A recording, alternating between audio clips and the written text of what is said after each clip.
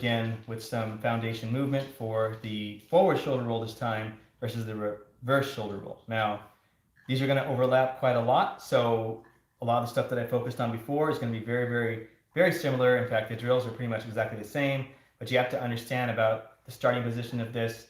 And I think a couple of the tips inside here will help you get your shoulder roll better and have you have a better understanding of how it all comes together all around. All right, so we're going to get straight into it. These are the drills you have to know first for your forward shoulder roll in order to be able to do it and understand it very, very well. All right, so as we've done this before, you have to be able to do a rock and roll on your back. So that means with your head up, you should be able to roll through your spine in this fashion, okay, and be able to sit up out of your roll and go back onto your shoulders like that. And when you come back to your shoulders, you need to be able to come up fairly high like that. You don't want to just stop here. You want to come up fairly high and back down, and we're going to go more into that in just a second, okay? Back and forth here, rolling forward and backward in this position as well, okay? So rocking forward and back like that.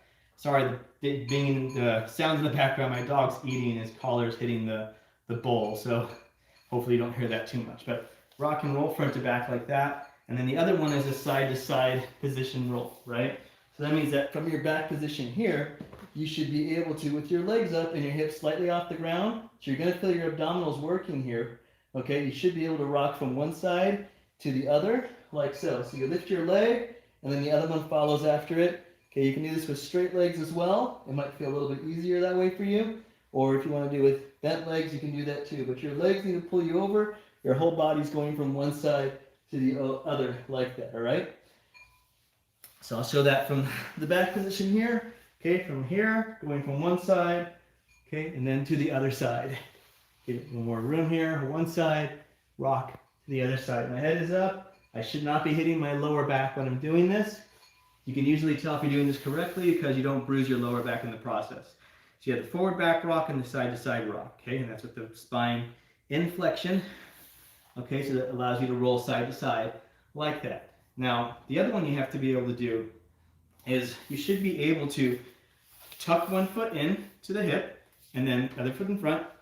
You should be able to roll up and over the top of the foot right here to come up to this position on either side. So this is a good drill coming up from one side and then the other side like this. Okay, this is all very, very good stuff for you to be doing and practicing. You can also use your hands to help you like that. You can use your hands to help you to get down nice and low, to come up, but you don't have to. You can use one arm if you want. Okay? But you should be able to come up over the top side of the foot, and the other side, come up over the side of the foot. This should be something that you can do prior to doing a shoulder roll, because you're going to be coming out of this position in your shoulder roll when you do it. So you want to master that. And the same thing, you want to be able to do that, but then you want to rock backward up onto your rounded back and then rock back forward. So you should be able to rock back and come forward and come up. Rock back, come forward and come up. Okay? And when I'm rocking back like that, okay, when I rock back like that, I want to feel that I'm not hitting my spine. Okay? I am trying to go over the fleshy part of my cheek here, of my butt, and then stay on the part of your back that you don't feel a lot of impact there. The whole point of the shoulder roll is it allows you to go over the soft parts of your body instead of going over the bony parts of your body, all right? So it's very different, and you have to be aware of that. That's the whole point of this, okay? To reduce pain, give you more movement. Reduce pain, give you more movement, okay? So soreness, okay, musculature, your muscle soreness is okay, but you don't want to be feeling pain in certain areas if it's not necessary, okay? Comment down below if you're having issues with this, and I'll try to help you out as best I can. But, you know, it's YouTube comments. It's hard to help people figure that out with this kind of stuff without seeing video of you doing this. So you should be able to rock back, come back up. Now, the other thing you have to think about when you rock back and come back up is that whatever hip, whatever leg is up in front of you, you want to be going toward that shoulder at an angle. So I'm sitting down on my right side, my left leg is forward. So I want to be aiming my left side as I go back, and I'm rolling to the opposite of my side that I'm leaning towards, because I'm leaning this way, so I want to be able to go across my body up to that shoulder. And if you see that from the back, let's see what I mean. From here, I'm going from here to this shoulder. From here to this shoulder. As I'm coming back toward that shoulder each time I do this. Okay, so foundation, right? Next one is a candlestick hold. Candlestick hold means that you can hold your weight on your shoulders, okay, with your feet above you. Now, you can do this with legs bent, okay, or you can do it with yourself extended up like this, okay? If you can get your body completely straight, that's great. But we're trying to avoid going on the neck, okay? Trying to avoid that. So lift your head up, okay, but don't support it with the neck, okay? If you want to strengthen it, that's fine, but we're not trying to do that with this. We're trying to move around the neck. So you can put your arms back here to push it to the floor to give you some stability as you lift your head up so you don't go onto your neck as much. Okay? You can have your arms back here when you first start this, but ultimately you want to be able to do it with your arms up this way. Okay? I'm going to do it facing this way now. Same idea. Okay? From here, feet up. First they're bent, and then I want to push my hips up, come up to there, or use my arms to come up to here. And that might be hard for a lot of people at first to be able to do that. It's going to be hard because it requires a lot of strength and a lot of balance. So at first it's going to be difficult, okay? But mastering that, understanding that is a big part of figuring out how to do the shoulder roll. The next part is that you want to understand how to support yourself to the side of your neck. And that in order to do that, you have to understand the collapsed arm position. And the best to do that, it's easiest to do it if we do it from the candlestick position going backwards. So if I'm here and I go into my candlestick position like so, okay, my arm, in order to get over and roll over, okay, my legs are up high. In order to roll over, do the neck roll, I got to move my head to the side first of all. So I'm moving it away from the side I want to roll over, which is this side. Okay, I'm going to be, normally I'd go over with my arms straight, and we showed that with the reverse shoulder roll one, okay? But since we already understand that, we should be able to bring this arm in like that, so it's bent, okay? And then the other arm should come across like that. And from that position, as you see in the thumbnail too, I'm going to bring my legs up to this position. I should be able to support myself with my arm, okay? My head is barely touching the ground here. And as my feet come over the shoulder, then I can place both my knees on the ground and push up with both my arms. If I go the other way, you'll see what I mean. As I come up and over, okay, I'm not using my head to come over or my neck. I'm using my arms to help push me up. And the reason why you want to come back to your knees is because that's going to then allow you to go forward again.